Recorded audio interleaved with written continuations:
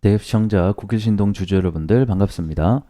국유신동 관련해서 여러분들이 투자하시면서 알고 계셔야 되는 중요 이슈와 주가에 영향을 미칠 만한 요소들 전달해 드리는 멘토 이진욱입니다. 자, 국유신동의 주가가 좀 많이 조정세가 나타나고 있습니다. 아무래도 그러한 이유로는 구리 가격의 하락을 또 얘기를 안 할 수가 없을 것 같습니다. 그래서 오늘은 이 구리 가격이 왜 하락이 나오고 있는가 이 주제를 좀 함께 얘기를 해볼까 합니다.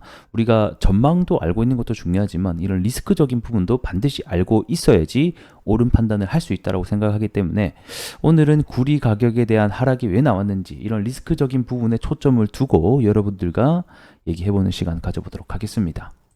자, 구리 가격 먼저 함께 보도록 하겠습니다. 결국에는 구리 관련주들이 지금 현재 조정세를 보이고 있는 이유는 현재 구리의 선물 가격이 하락을 하고 있기 때문이라고 우리가 보여집니다. 제가 앞전에 이 구리의 22년도 신고가를 넘어갔을 당시에 뭐라고 말씀드렸냐면 이 숏시키지 현상 때문에 주가가 단기적으로 현재 급등이 나오고 있다라고 설명을 드렸죠.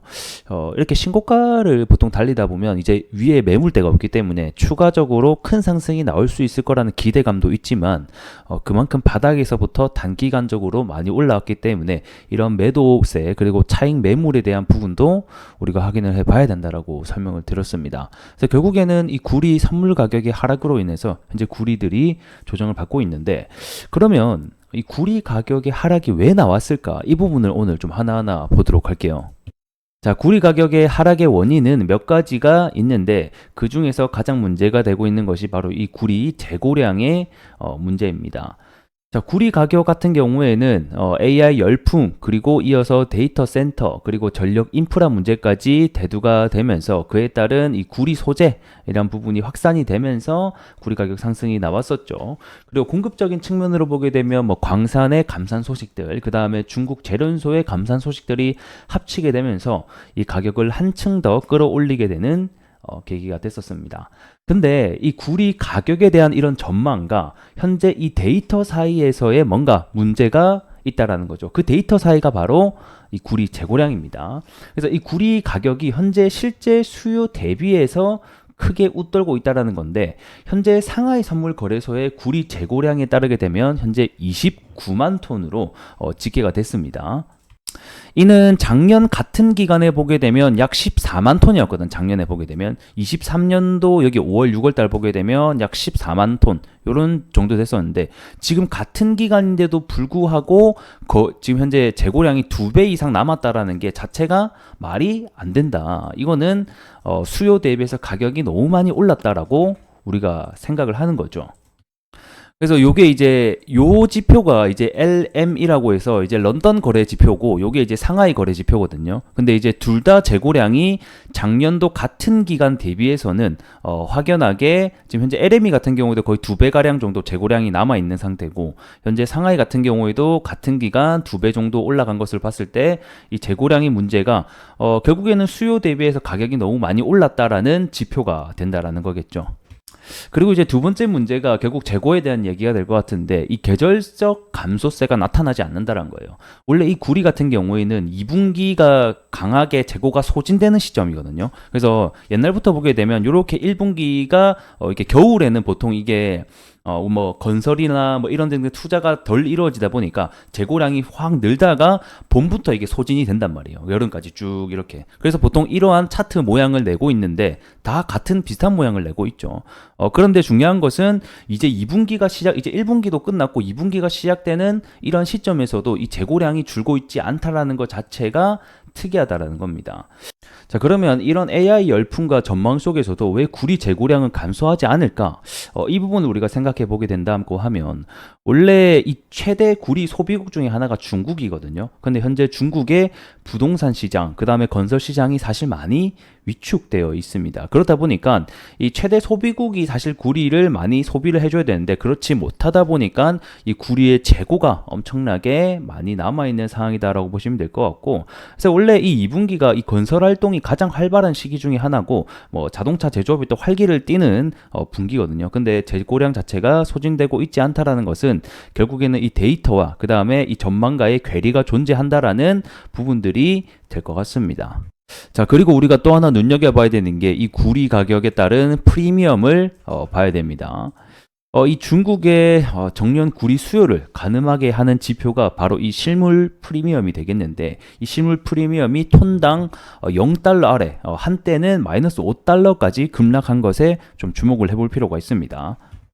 이 프리미엄의 중요성은 이 실제 구매 비용을 파악하는 데 중요한 지표가 되고요. 그 다음에 이 최종 사용자가 지불하는 가격에 반영이 되다 보니까 이 프리미엄 자체가 없다라는 게 지금 구리 가격에 리스크가 있다라는 것을 의미를 하게 되는 거거든요.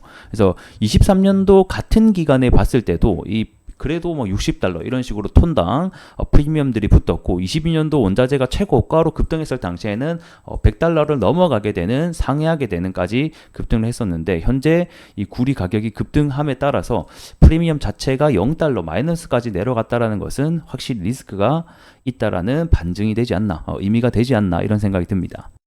자, 그리고 이거 말고도 뭐 비상업 순 포지션에 대한 부분도 리스크도 있거든요. 그래서 이거는 제가 영상 길이가 길어지니만큼 다음 시간에 또 이어서 리스크적인 부분들이 또 뭐가 있는지도 하나하나 좀 살펴드릴 수 있도록 하겠습니다. 저는 사실 이 구리를 투자하고 계신 분들에게는 죄송하다는 말씀을 좀 드리고 싶은데, 뭐 리스크적인 부분도 분명히 저는 알아야 된다라고 우리가 생각을 합니다.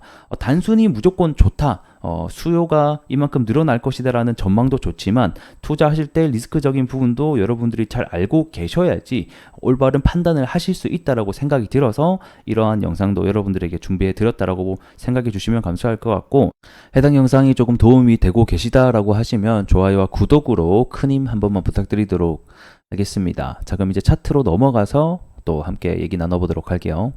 자, 차트 보면서 정리해 보도록 하겠습니다.